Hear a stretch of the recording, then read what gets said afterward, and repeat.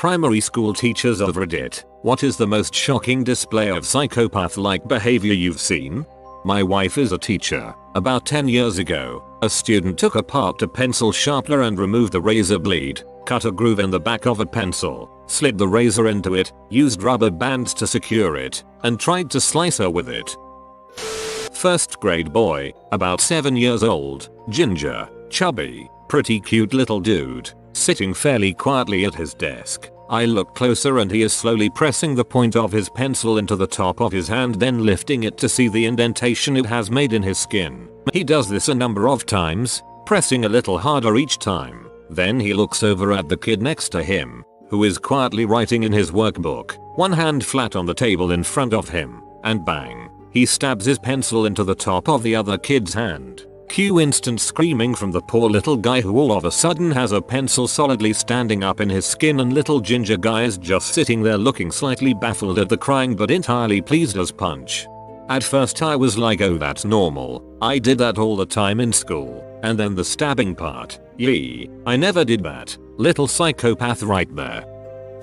My pregnant sister-in-law works with a child who is pretty crazy. He doesn't take his meds some days and he will often draw pictures of killing things and blood everywhere. Sometimes he'll tell the teachers, "This is you and there is blood everywhere." Haha, the other day she was helping him and he was frustrated, so he stabbed her with a pencil. And then right after that went to hit her stomach and she deflected the hit and said, "You can't hit, especially my stomach." Do you know why? And the freaking kid goes, "Yeah, cause you have a baby in there. I hope it dies." This kid is in first grade. What the frick? Oh dear, where to begin? Here's one that comes to mind. Kindergarten girl had a pair of scissors. I turned just in time to see her reach over and try to cut off another girl's ponytail. Not a major thing, because no cutting actually happened. But when I asked her why she was going to do that, because they normally got along very well, she said, in a simple, very straightforward tone of voice, because her hair is what she loves the most. Sent chills up my spine. Jesus frick. I've read through a lot of this thread and this is probably the creepiest thing yet. Another student, grade 5, was sent to a sort of timeout room after a huge fight. He wasn't getting any attention after pushing over all the furniture, so he decided to pee in all 4 corners of the room. His mom finally came to pick him up and screamed at me for making him do this and called me a C. He had a speech impediment and kept repeating her, except, he said kunk over and over again. The speech teacher part of me really wanted to say T, like table.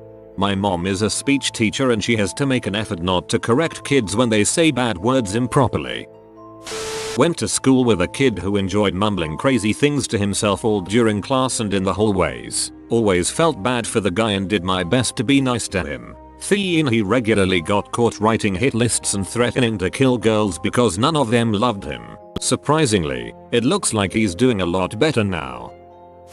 My wife is a teacher and I volunteered in her class. I want to say this was her first grade class, but it could have been kindergarten. Anyways, one little girl was just messed up. Really bad family life and all that. She didn't know how to speak normally. She always yelled everything. A few times that year, she just started throwing desks and chairs. She would routinely just talk crap about people for no reason. Whenever I volunteered there, she called me ugly, bald, and fat in the span of 2 hours, running away after each insult. She was just a really mean, fricked up child. A grade 1 student said he had killed 2 bunnies and some birds. He wrote about it in his journal and drew a picture. Sure enough, the carcasses were found in the playground at recess. When we asked him why he did it, he said he wanted to know what it would feel like to kill something. I think the really remarkable thing about this is that a 5-6-year-old was able to catch multiple rabbits and birds. That takes some coordination. My wife is a substitute teacher. I dropped her off to teach 2nd grade class in a downtown elementary school. These kids were the angriest students she ever met, and she used to teach in NYC. The moment class started, they beat the ever-living crap out of each other, to the point that there was clumps of hair on the ground. She was also 6 months pregnant and one student ran into her belly causing her to cry. She had called the office over and over and eventually said she wouldn't work in this class. They switched her to 1st grade. Better right? Nope. There were worse. She threatened to move the temperature down on the behavior thermometer if they continue, which he eventually followed through. This caused Meltdown City. They actually threw a desk at a first grade kid throwing a desk at a pregnant lady. When I picked her up she burst into tears and was shaking. She said if she had driven there herself she would have just left. I wish she would have called me. I would have left work to get her. Took that school off the sub-call list.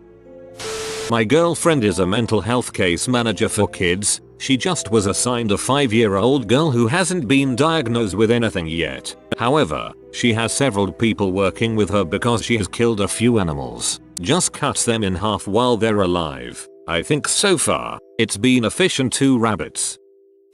A friend of mine used to teach kids with behavioral issues. She was about 7 months pregnant. One of the kids decided she didn't want her to have the baby. She waited until the teacher's aide walked out of the room to attack her, pushed her to the ground and started kicking her stomach as hard as she could. Other students started yelling and helped pull her away. My friend almost lost the baby and had to go on bed rest for the remainder of the pregnancy. She had a healthy baby. The scary sad part is the girl was 8 years old. Surprisingly for me, my friend went back to teaching this class.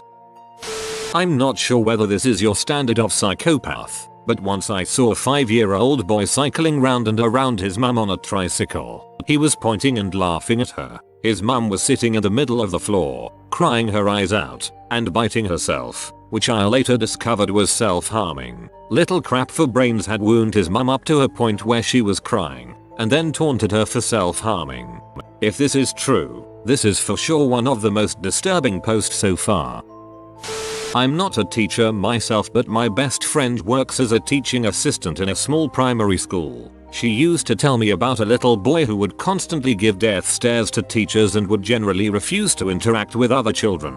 My friend absolutely loves kids, but even she admitted she had never seen a child look so angry all of the time, like he hated the world even though he was so young. He would face the wall during class time and repeatedly bash his head against the wall until staff intervened. He started biting a lot of the children and was told off for doing so in the dining hall one day. He then jabbed the dinner lady in the arm with his fork so hard that it drew blood. In my friend's classroom they had a small incubator with little chicks in that the children would help to look after and watch as they grew up. At one point he was left unattended and managed to squeeze one of the poor chicks to death. I don't know whatever happened with him because my friend got a job at another school, but the story has always stuck in my mind. The way she described him genuinely gave me chills.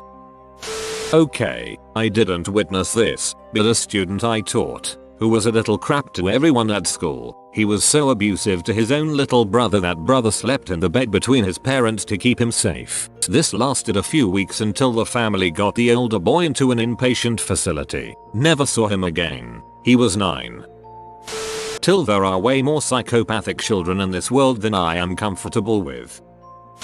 Back in 6th grade, we had a cage of guinea pigs and a tank of fish that we had groups assigned to look after them. Groups would be rotated, so that everyone at some point had a chance to look after the class pets. There was one kid, let's call him PJ, and his group was assigned to the guinea pigs. One morning just as class is starting we see one of the guinea pigs floating at the top of the fish tank, dead. We were all pretty distraught, all being 11, except for PJ. He didn't try to deny it, but when asked about it, he stared our teacher in the eyes and said I just wanted to see how it looked while it struggled to survive. From then on, the classrooms were locked until the teachers opened them. PJ was made to go to the counselor after that. This was back in 2001. PJ added me on Facebook a few months ago. By all accounts he seems normal now, but yeah, certainly had a short odds for class psycho back then.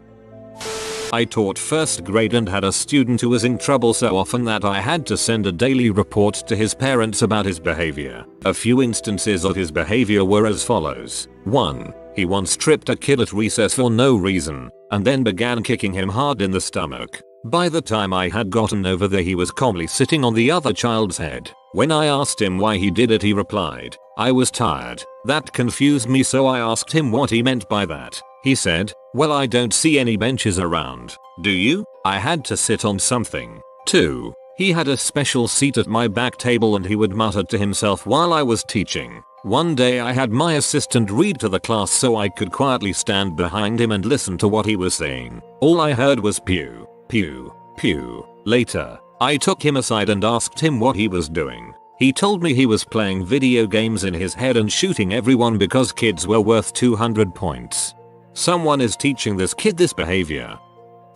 One day when I was in primary school, I was sitting at my desk spacing off when one kid absolutely lost his crap and threw another kid into the desk in front of me and then just started beating on him, hitting him with desks, chairs, etc. The strange part is that the kid who went psycho was about half the size of the kid he attacked and was just running on pure psychotic rage. I and others sitting around this just bailed the frick out of our seats, though several people were bruised in the crossfire. It was a pretty brutal and shocking occurrence. I don't remember what the story behind his behavior was. He was removed from the classroom several times during the year for other disruptive events, though none quite so violent. I think in middle school or so he leveled out.